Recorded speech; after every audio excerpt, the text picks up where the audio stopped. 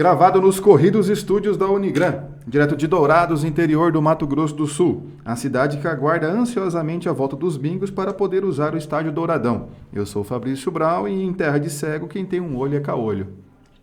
Eu sou o professor Fernando Machado e como é feliz aquele cujo auxílio é o Deus de Jacó. E aqui é o professor Vinícius de Almeida dando conselho aos jovens casais. O amor é igual papel higiênico. Vai diminuindo a cada cagada. É quase um Hilt, né? Um conselheiro amoroso, né? Viu? Eu lembrei da história que o Vinícius conta. Agora tá... É uma história que não dá pra... Aqui não dá pra contar. É uma história que... Pessoal, esse é mais um episódio do Direito do Mato. Pedimos a vocês... tá uma rede... Isso. Redes sociais. Eu tô destreinado, cara. Nos acompanhe lá em todas as nossas redes sociais, Facebook, Instagram, Twitter. Nos mande um e-mail em direitodomato@gmail.com. Prestigie o nosso trabalho. Curta, comente, compartilhe. Mande o link para a sua avó no grupo do WhatsApp, do Telegram. Ajude esse projeto inovador. Agradecemos mais uma vez a todos aqueles que colaboram para que este projeto aconteça. Especialmente a Unigran, que nos cede seu moderno estúdio, ao Paulo, que conduz aqui toda essa equipe com 45 pessoas, foram contratados mais alguns na última semana, dentre roteiristas, produtores, cinegrafistas e outros profissionais que fazem com que este maravilhoso espetáculo aconteça. E o nosso agradecimento especial a você que está nos ouvindo, participando, acompanhando e sempre prestigiando o Direito do Mato. E olha só, você que está acompanhando aqui o nosso projeto Direito do Mato, não perca tempo. Adquira já a sua caneca do nosso podcast Direito do Mato, edição limitadíssima. Bora. Há 3 canecas. Vamos tomar um gole de água? Vamos tomar um gole de água. Hoje não tem água. Um gole cenográfico. Então, se você quiser beber desse cálice do conhecimento, manda pra gente um direct nas nossas redes sociais que a gente passa toda a informação em relação a preço e também modo de envio. Irmãos e irmãs, se você acredita que apenas a sua família é que eventualmente faz alguns fiascos, algumas brigas, ou os seus vizinhos, ou o pessoal do seu bairro ou da sua cidade, não se engane, não são apenas as pessoas que fazem, que se metem em algumas brigas, as empresas também eventualmente acabam brigando pelos mais variados motivos. E nesse nosso episódio vamos tratar sobre tretas entre empresas, propaganda enganosa e outros assuntos do direito empresarial. Aqui a primeira notícia que nós trazemos: cachaça João Andante perde processo para Johnny Walker e vira o Andante. Criada em 2008, a João Andante foi acusada de plágio pela Diageo, que levou o caso ao Instituto Nacional de Propriedade Industrial. A acusação foi baseada no fato de o nome João Andante ser uma tradução literal da marca de uísque e de o rótulo trazer o desenho de um personagem semelhante ao da Johnny Walker. A garrafa de uísque traz a imagem de um lord inglês com um chapéu e bengala caminhando. O rótulo da João Andante tem o desenho que mistura um matuto Jeca Tatu e um dos personagens criados pelo escritor Monteiro Lobato. E o andarilho Juquinha, antigo morador que ficou famoso na serra pelo escritor na Serra do Cipó. Ele caminha carregando uma trouxa de roupa nas costas. E aqui, interrompendo aqui o professor Vinícius, o Paulo disponibilizou, para quem está nos assistindo pelo YouTube, a imagem aqui que comprova a semelhança entre João Andante e Johnny Walker, né? E olha só, como está vendo aí na imagem, no rótulo novo, as pernas do personagem, as pernas do personagem foram cortadas. A Diageo ganhou o processo em primeira instância, mas a empresa mineira vai entrar com recurso. Por enquanto, porém, não poderá usar o nome João Andante em novos rótulos. As garrafas antigas da João Andante ainda estão à venda por todo o país e a empresa estima que o estoque vai durar cerca de 60 dias. Com o antigo rótulo, o produto é vendido a R$ 76,90. As garrafas da O Andante vão chegar ao mercado custando R$ 62,90. Eu particularmente, eu me interessei em adquirir um apenas para ter ali uma das últimas unidades da Eu acho que João pode ser que Andante, valorize com o tempo, pode ser, né? né? Um Com investimento certeza, para né? daqui a uns 30 anos, né? Talvez dá para vender por uns R$ 85, né? Cachaça assim, fica envelhecida, né? Melhor ainda, né? Mas é a velha ideia do brasileiro, nada se cria, tudo se copia, ou já dizia Lavoisier, né? Mas não para o direito de marca e para a propriedade industrial. A semelhança não do desenho em si, mas da ideia do desenho é muito grande, né? Uma adaptação muito bem pensada ali para o Lord inglês e para um Jeca Tatu passeando com a mochila nas costas, inclusive a localização do nome na imagem, né? Do Johnny Walker, para onde está o João Andante também, né? Aqui nós temos alguns elementos que nós podemos destacar. Por exemplo, a marca, ela já há muito tempo, ela é protegida pelo direito como um patrimônio da empresa. Em muitos casos, a marca ela é muito mais valiosa do que a soma de todo o patrimônio que grandes empresas possuem. Então, a proteção à marca, ela ganha uma importância muito grande, não só no direito brasileiro, como no direito internacional como um todo, em virtude aí em virtude da expansão de grandes grupos econômicos que levam a sua marca, e a sua marca extremamente valiosa acaba se tornando uma marca aí mundial. O que ocorre também com Johnny Walker, né? que é uma marca, ela é escocesa, né? É um whisky escocês, correto? Nós temos aqui Vamos por aí, acho que é. Creio que seja. Qualquer coisa lá perto. E aqui uma pequena curiosidade histórica sobre esse assunto.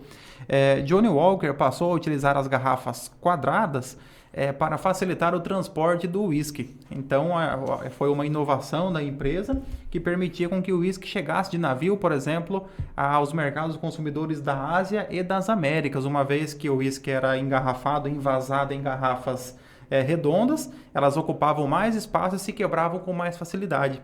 Então, grande parte da expansão da marca se deve ao desenho das garrafas quadradas que permitiam a melhor acomodação nos navios ali no final do século XIX e início do século XX. É o maior comércio, né? Hoje o maior consumo de uísque no mundo, né? É na Ásia. Mas pensando assim no nosso ouvinte que vai ainda começar ou está iniciando agora o seu estudo em direito empresarial, eu acho que ele valeria até para a gente ajudar ele a estabelecer alguns conceitos aqui. Por exemplo, toda hora é repetida essa ideia de marca. Mas o que seria essa ideia da marca dentro do direito empresarial? Por que ela criou essa discussão aqui? A marca, ela é a exteriorização, a identificação de uma empresa ou de um produto. A marca ela pode ser composta tanto pelo conjunto de sinais gráficos, que pode ser tanto o nome da marca, quanto o chamado elemento figurativo, também chamado de o desenho, né? Também o elemento figurativo, também conhecido como desenho, corresponde à identificação da marca de uma empresa. Aqui, verifica-se que não houve a utilização do nome da marca, do chamado elemento nominativo. Houve uma tradução para a língua portuguesa, uma tradução literal. Contudo, aqui considerou-se que a indústria que produz a cachaça brasileira, ela se utilizou da simbologia de outra marca e, de certo modo, vinculando o produto. Nesse caso, há a chamada concorrência desleal. Quando que ocorre a concorrência desleal? Quando empresas que atuam, sobretudo, no mesmo segmento, elas se aproveitam de práticas consideradas abusivas ou ilegais, com a finalidade de confundir ou embaraçar o livre-arbítrio do consumidor. Então, quando você, por exemplo, se utiliza de um produto de marca inferior ou de qualidade inferior e você replica ou torna ele muito semelhante a um produto de uma marca de qualidade superior, então você está se aproveitando de todo o conceito que aquela marca ela possui, do prestígio em relação aos consumidores, de todo o marketing que essa marca faz, e essa outra marca, então, ela acaba se apropriando de um sinal semelhante e acaba, de certo modo, pegando carona no prestígio dessa outra marca em relação aos consumidores, podendo embaraçar a escolha do consumidor. Igual tem ali no Paraguai aqueles tênis da Nike. Né? Sim, não conheço, mas não os conheço. Mas se você procurar, você acha lá nos camelô da Nike. Tem. Então, aqui nós temos, por exemplo, uma empresa chilena, me fugiu o nome de quem... Uma empresa de apicultura ali, produção de mel, né? Que utilizava a sua marca Mel Gibson. Né, utilizava, inclusive com a foto do famoso ator norte-americano. Esse rótulo, né? Legal. Esse jovem que recentemente gravou aquele filme Embalos de Sábado à Noite, né? O Mel Gibson, né? Não, cara. Isso é o de outra volta. Errei o filme. O Gibson é Mad Max. Máquina Mortífera. Máquina Mortífera, mas de outra volta, confundi. Mas eles são... ambos são bonitos iguais. Lugar, né? Ambos são bonitos iguais. Não chegam perto do Nicolas Cage, mas são bonitos. Exatamente. Então, nesse caso, você verifica que uma marca utiliza o sucesso de uma outra marca, porque no caso aqui Mel Gibson também é uma marca, e acaba se aproveitando desse sucesso e obtendo lucro, né, com relação à inserção no mercado. O Paulo colocou o Mel Gibson. Aqui o Mel Gibson, valente. né? É o coração valente, né? Valente, é. Exatamente. Então nós temos aqui um exemplo de uma marca, e nesse caso essa empresa também, ela foi acionada judicialmente e o Mel Gibson, né? Claro, ali os seus empresários, a empresa que o representa, ela conseguiu proibir a venda desse produto. Então, aqui deixa evidente que a proteção da marca ela não é apenas um benefício para a própria empresa, né? Mas também para os próprios consumidores. O Patriota também, lembrei agora do Mel Gibson. Vamos lembrar de todos. Mas é importante aqui, do problema em si, são duas empresas que vendem bebidas alcoólicas destiladas.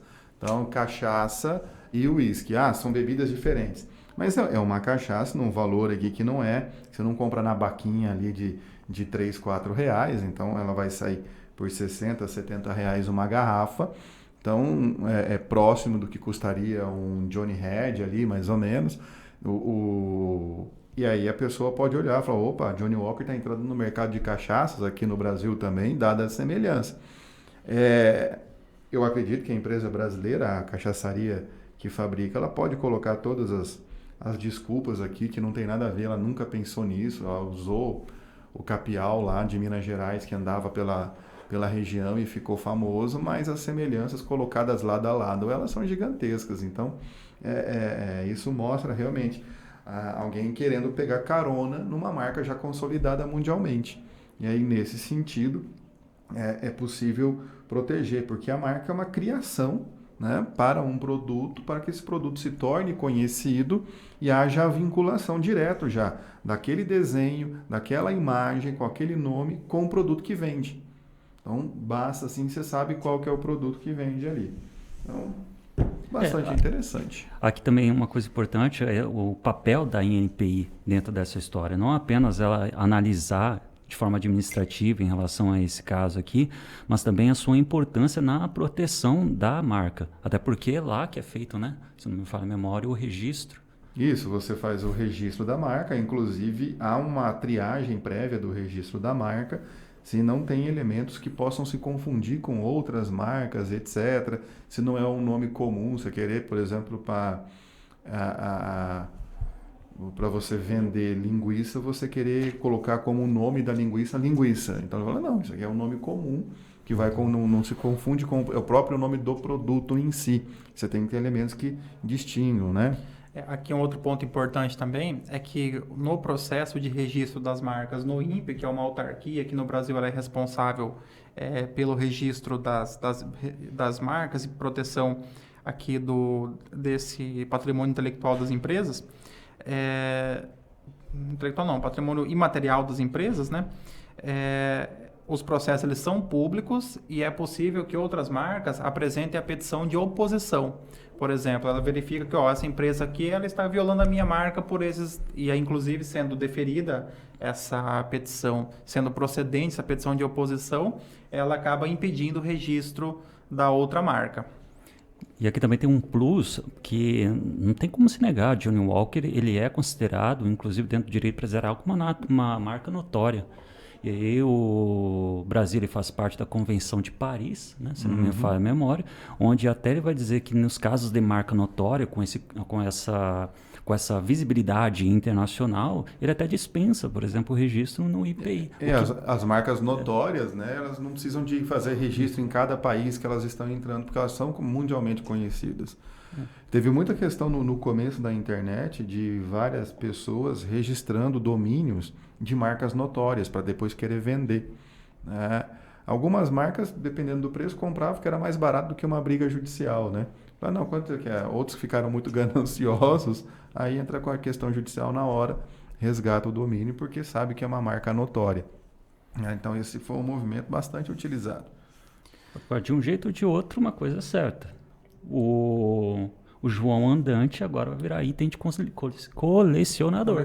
E agora ficou vai ficar mais caro. O Andante, exatamente. O Andante ficou a imagem do Andante aqui, lá aqui ele mudou um pouco ali, mas ainda está o cara caminhando lá. Aí aqui nós já vamos para o setor do Paulo, né? Mas se a empresa ela conseguir utilizar adequadamente o marketing, ela consegue inclusive ter aqui um ganho de projeção com relação a essa... uma mídia, de certa forma, gratuita que a empresa acaba adquirindo, né? Se ela Porque souber ninguém utilizar... falou mal do produto, é só da logomarca. Exato. O produto até agora todo mundo pode ficar curioso, será que é boa? Então e acaba sendo uma divulgação gratuita e... não foi gratuito, eu acho que vai ser meio caro, mas pode ser que dá um retorninho para eles aí, né? Pelo menos para recuperar o prejuízo. Então vamos lá. Agora o professor Vinícius. A próxima notícia: terceira turma nega pedido de invalidação da marca de iogurtes Iopa Colares. Por suposta... Sorvete virou iogurtes. Iogurte? Espera aí, sorvete. Tá. Vai. Por suposta semelhança com a marca Colorê. A terceira turma do Superior Tribunal de Justiça acolheu o recurso da Nestlé S.A., julgou improcedente pedido da empresa Sorvetes Colorê de Campinas Limitada, titular da marca Colorê, para anulação da marca Iopa Colores, de propriedade da Nestlé. Para o colegiado, além de as expressões colores e colorê terem isoladamente perspectivas e diferenças fonéticas, o elemento nominativo colores não desempenha função dominante no conjunto da marca Nestlé. Fatos que, segundo a turma, afastam o perigo de confusão ao consumidor e permitem que as marcas coexistam no mesmo mercado. Além disso, a relatora citou precedentes do STJ no sentido de que, caso seja constatado que se trata de marca fraca, ou seja, com baixo grau de distintividade, seu titular pode ter que suportar o ônus da coexistência, pois optou por desfrutar da facilidade decorrente da incorporação a elementos nominativos de uso generalizado ou relacionado ao próprio produto ou serviço. No caso dos autos, a ministra Nancy lembrou que a expressão colorê, registrada pela autora da ação de nulidade, possui baixo grau distintivo, pois, além de não ter sido criada pela empresa, corresponde à conhecida canção popular infantil gravada em várias músicas, sobretudo nos anos 80 e 90. Unidunité, salame mingue, um sorvete colorê, só para você. Eu deixei especialmente aqui para o professor Fabrício a leitura, porque acredito que ele tenha cantado muito, ouvindo numa fita cassete, né? Alguma música dessas, né? Eu acho que nem na escola mesmo. Na escola, né? É. Pode ser. Bom, então aqui alguns elementos que nós podemos destacar com relação à decisão do STJ. O STJ, ele, em relação às marcas, ele já tem precedentes bastante consolidados, no sentido de que você não analisa os elementos isolados. Por exemplo, a proximidade entre a expressão colores e colorê. Aqui a escrita desses termos, a grafia, ela é semelhante.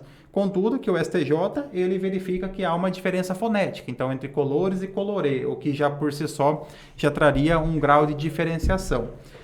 Além do que, entende o STJ que se trata de uma marca fraca.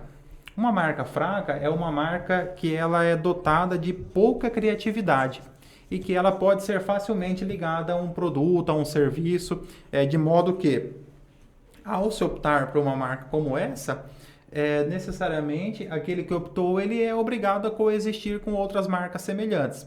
Então, nós temos aqui alguns exemplos com relação a indústrias ou empresas que atuam no ramo de embalagens, que utilizam ali o plástico. Então, o que se torna muito comum nessa área, de modo que você acaba tendo que conviver com marcas semelhantes. Uma marca fraca é dois irmãos. Por exemplo, a grande rede de supermercados Dois Irmãos, ela acaba tendo que conviver, que coexistir com outras marcas. Com a grande rede de borracharias. De borracharia, de mecânica, de Exato. hotel. Então, com a holding, né? Que atua em várias áreas Um econômicas. exemplo de nomes iguais, mas de aí atividades diferentes, e você ali é o nome Globo. Você tem a Rede Globo, né? Você tem a Globo Panelas e tem a Transportadora Globo, que são tudo de empresas diferentes. E o biscoito lá, né? Que acho que agora... E o biscoito Globo no Rio de Janeiro. Eu comi, não tem... É bem... Biscoito de polvilho, biscoito de polvilho. Você compra aqui na padaria. Então, nesse caso, aí o que é que você possui? Você possui empresas que atuam em ramos distintos. Do mesmo modo, o STJ ele já entende que algumas palavras, mesmo sendo da marca, elas são incorporadas a alguma área. Um exemplo, uma decisão recente com relação ao registro da marca Munk, relacionados aí aos caminhões e equipamentos que tem ali que tem o Munk. Tem o nome técnico que me fugiu agora, que é o guindaste. Então, de certa forma, o nome Munk ele acabou sendo incorporado para qualquer tipo de guindaste atrelado a um caminhão. Então, nesse sentido, em uma decisão recente, a marca não conseguiu exclusividade com relação a uma outra marca e registrou um nome que utilizava uma das expressões Munk, uma vez que ela já se considera uma expressão incorporada à respectiva área de atuação, em virtude aí de várias décadas em que se utiliza a expressão de forma genérica. Isso entra também na própria ideia, assim, sobre a ideia da proteção da marca, né? Porque normalmente quando você faz esse registro na marca, ele apenas fica focado na atividade de exploração, né? Se bem que eu acredito que se não me falha a memória, há a possibilidade de você estender essa proteção para outros ramos de atividade. Quando você requer que a marca ela seja considerada de alto renome. É o apostilamento da exclusividade, né? Em algumas situações você pode, além de requerer o registro, requerer a exclusividade com relação ao nome. Quando você tem nesse nome, mas aí você precisa de alguns requisitos, como por exemplo, um alto grau de distintividade. Vamos pensar aqui, um exemplo muito simples, o nome Niemeyer em relação à área de arquitetura. Aí é evidente que você não poderia, mesmo que em uma outra região, você utilizar de um escritório de arquitetura, de um projeto e colocar lá o nome Niemeyer, porque você tem um alto grau de distintividade com relação a esse nome. Aqui o STJ, ele utiliza de um conceito, que é o conceito chamado trade dress, que seria uma tradução ali conjunto imagem, em que ele analisa também nessas situações em que há um eventual conflito entre as marcas, ele avalia todos os elementos que interferem naquele produto, naquela imagem. Por exemplo, o formato da caixa, o conjunto de cores, para ver se isso efetivamente vai prejudicar ou não uma marca em relação a outra. Eu me lembro que há algum tempo atrás, pelo menos vendia lá em Mumbai, não sei se vende ainda, havia o trigo, o sol. Minha mãe sempre me dizia que o trigo sol era o melhor. Então, eu já era acostumado sempre a ir no mercado, lá no supermercado Kikarni, o braço forte do interior. Lá em Mumbai eu comprava o trigo sol. E aí, em determinado momento, passou a ser vendido o trigo da marca Sul, que era... que a embalagem era semelhante àquela embalagem aí do trigo em papel, né? Uma embalagem biodegradável. Ele era branco, escrito sol, tinha um desenho de um sol e ele era vermelho nas duas extremidades. E o trigo Sul, ele era um pacote branco, escrito Sul, não era um sol, era uma outra imagem, mas também amarela, também vermelho nas extremidades. Ou seja, você analisando o conjunto imagem, você verifica que há ali uma utilização desleal da outra marca, se favorecendo de uma inserção que a outra marca já possui no mercado. Isso é interessante, que mostra que nos casos concretos, para você verificar esse tipo de situação, realmente existe essa necessidade de você analisar de forma bem individualizada, como o Fernando está falando, analisar todo o conjunto. Eu estava lendo esses dias sobre como que são feitos as brigas judiciais nos Estados Unidos em relação a plágio musical. Eles têm, as cortes norte-americanas, eles trabalham com um parâmetro, ele é uma coisa totalmente objetiva. Eles falam assim, se a música, ela, mais ou menos assim, ela repete mais do que 3 notas, acho que é 3 notas ou 3 acordes, é considerado plágio. Se não repetir os 3, não é considerado. Lá nas cortes norte-americanas eles trabalham de uma forma bem objetiva, bem tabelada. Enquanto aqui no Brasil é diferente. Você tem sempre essa análise do caso em concreto. Né? No Brasil seria um problema para o sertanejo universitário, né? Porque basicamente grande parte das músicas são apenas 3 notas, São né? 3 acordes. E aí você precisa de apenas uma frase de impacto, repete essa frase exaustivamente e você já tem uma música. Mas não é só o sertanejo, é o universitário. sertanejo, o axé, o forró, Também. o tecnobrega, mais ou menos tudo. Todas as músicas, você pegar o rock, o punk rock, tudo, ali tem. A questão dos acordes é como que eles são estruturados, montados ali para formar a melodia e tudo. Nisso está brigando o Martinho da Vila e a Adele. Né? Ah, não, o compositor do Martinho da Vila. O compositor da música Mulheres com a Adele. Mas ficou... É de suspeitar isso. Os que não estão sabendo o que está acontecendo, né? Procurem no YouTube, né? Martinho da Vila e Adele. Vocês vão ver a montagem que tem. E vamos lá para a próxima notícia. Uber Páscoa. BK é multado por propaganda enganosa no dia da mentira. A 5ª Câmara de Direito Público do Tribunal de Justiça de São Paulo manteve a condenação do Procon ao Burger King por ter divulgado o hambúrguer Uber Páscoa no dia da mentira e não ter comercializado o produto. Para o colegiado, a forma como a empresa fez a publicidade não foi suficientemente clara que era mentira, para alertar os muitos consumidores que se deslocaram às suas lojas. O sanduíche tinha a apresentação similar aos produtos habitualmente comercializados e composição temática vinculada à data festiva, contendo pão de chocolate, brownie de chocolate grelhado no fogo, geleia de framboesa e anéis de chocolate branco, informando ao final da mensagem que estaria disponível, abre aspas, só nesse domingo, 1º de abril de 2018. Será? Todavia, segundo os autos, a empresa não comercializou na data divulgada o respectivo produto, frustrando a justa expectativa, acho interessante aqui, a justa expectativa do público consumidor, uma vez que já lançou e comercializou produtos similares. A conduta foi enquadrada pelo PROCON no artigo 37, parágrafo 1º do CDC, Código de Defesa do Consumidor, e resultou na aplicação da pena de multa prevista no artigo 56, seu inciso 1º, e artigo 57 também do CDC. Para a magistrada, há que se diferenciar hipóteses em que, pela sua natureza, o consumidor logo percebe tratar-se de uma brincadeira, das hipóteses em que, pelo contexto, o consumidor é ludibriado ou mesmo levado à dúvida. No caso dos autos, é evidente que muitos consumidores foram levados à dúvida e frustração. A utilização da expressão será no anúncio inicial, a que se reporta a demandante, não foi suficiente clara para alertar os muitos consumidores que deslocaram as suas lojas. Eu compartilho do sofrimento daqueles que esperavam comer o lanche. Aqui nós temos o Paulo colocou para nós aqui, eu não jantei ainda, continuo com vontade de comer o lanche mesmo, sabendo que ele não existe. Mas vai transformar em... acho que sei lá.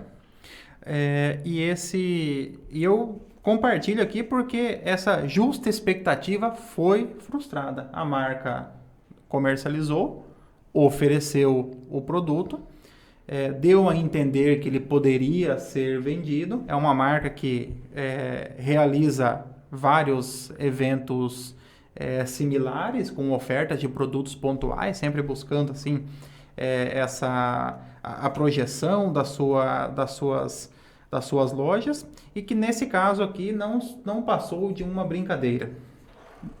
Quem que ia comer um negócio desse? Gordo? Cara, pão de chocolate, brownie de chocolate grelhado no fogo, geleia de framboesa e anéis de chocolate branco. Acho que não vinha de brinde, sei lá, um teste de sangue depois.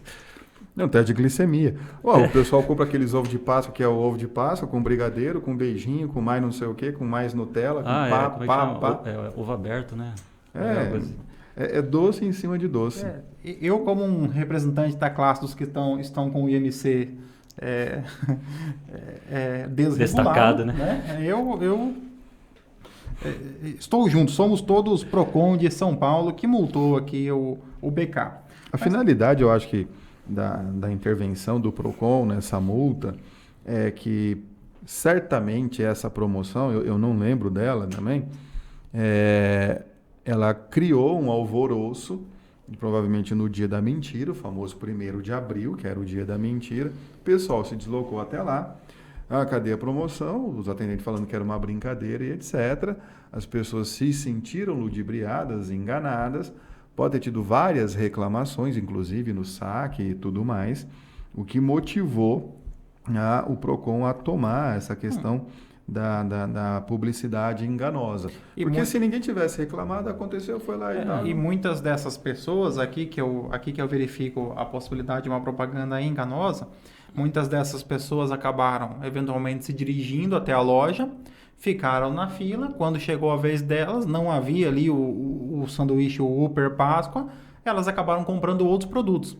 Então, de certa forma, a empresa ela acabou tendo um ganho em cima de uma publicidade falsa, porque a pessoa já foi até lá, já ficou na fila, já esperou. Ela acaba comprando, mesmo a contragosto, acaba comprando algo ali do BK. Porque o gordo, ele, né? Eu sou do time, então eu posso falar. Você sabe que nós não perdemos a viagem, né, professor? Você já está ali, a pessoa liga e fala... Alguma coisa você vai... Fala, gordo, vamos almoçar? Você fala, só espera eu terminar de almoçar que eu já vou. Já vamos, exato. A gente não perde a oportunidade de comer. E, por exemplo, sendo um Upper Páscoa, você depois come a sobremesa, porque ele tem natureza jurídica de sanduíche, né? Isso. Então, você come ele, depois você tem a sobremesa. Direito à sobremesa. Ele não se enquadra na questão do doce, ele é uma refeição. Ele é uma refeição. Então, ele poderia muito bem ser consumido. Mas a finalidade aqui é interessante, o papel do PROCON, né? O PROCON tem justamente essa questão da defesa dos interesses do consumidor. E ele pode agir nesses casos, inclusive ele tem legitimidade, em determinados casos, inclusive ele deve agir, né? Para evitar que haja essas práticas de publicidade enganosa, para que tenha como finalidade confundir o consumidor e levar o consumidor a erro e a adquirir um produto que não é aquele, né? Dentre as várias formas que o marketing, a mercadologia, né? A psicologia envoltada por trás de tudo isso pode fazer a gente consumir algo comprar algo que a gente nem sabia que precisava. Nós temos aqui o CDC no artigo 37, mencionado aqui na decisão, ele divide a propaganda proibida entre propaganda enganosa e propaganda abusiva. A propaganda enganosa é aquela propaganda que ela induz o consumidor a erro, seja em relação à quantidade, seja em relação à qualidade, qualquer aspecto do produto. A propaganda abusiva é aquela propaganda aquela propaganda discriminatória, ou aquela propaganda que de algum modo viola ou faz com que algum grupo social, algum indivíduo se sinta atingido pela propaganda que é veiculada. Então vamos pensar aqui uma propaganda que veicula um produto de limpeza e diz para você que é a mulher honesta, responsável pelo seu lar, compre o produto e deixe o seu marido feliz com a casa limpa. Uma propaganda dessa é uma propaganda... Para você que é bela, recatada e do lar. Uma propaganda como essa hoje, ela seria totalmente discriminatória, porque você tem aí um caráter de... Uma propaganda como essa é uma propaganda totalmente discriminatória, porque você tem nela um caráter de discriminação. Eu não vou cortar a tosse, não, vai ficar. Eu repeti para cortar a tosse, né? Eu falei, para ser um pouco mais delicado, eu repeti aqui, né? Eu deixei com o produtor, ele sabe o que faz. O produtor já falou. Desliguei o microfone. Desliguei o microfone, então. Porque um membro do podcast vindo a óbito aqui ao vivo não é adequado. Não que seja muito difícil, mas tudo bem, considerando a nossa saúde, tudo aquilo que já foi ingerido ao longo desses 44 anos. Muitos Upper Páscoa, né? Que já foram, ou similares. Upper mesmo, né? E similares do Upper, né? Irmãos e irmãs, mais uma vez chegamos ao fim do nosso episódio do Direito do Mato. Esperamos que você tenha gostado dessa nossa breve incursão ao direito empresarial e aos litígios entre empresas e pessoas jurídicas. Mais uma vez fica aqui o nosso agradecimento a você que nos ouve, nos apoia, a você que divide parte da sua vida conosco aqui do podcast Direito do Mato. E já sabe, se você caiu alguma coisa no dia da mentira, a propaganda é enganosa. Mas acompanha a gente lá nas redes sociais, confere a gente lá no Instagram, no Facebook. Dá uma olhada também nos nossos canais do YouTube, do Spotify, no Orelo, que é uma plataforma de podcast, onde se você ouvir, você ajuda aqui a gente, remunerando de uma forma maravilhosa aqui para o podcast. E isso aí. Quem sabe essas 45 pessoas vai poder um dia receber um salário. São todos voluntários aqui na vinha do Senhor. Poder comprar um Uber, né? Vou comprar o Uber. Eles podem comprar o Uber de Páscoa do BK, né? Isso, Como eles não que a gente tá existem, nem a recebendo remuneração lá. existe, nada existe, então... Então é álcool das remunerações. Mas é isso aí. No dia da mentira ou não, tenham todos uma ótima semana. Um grande abraço. Sejam felizes.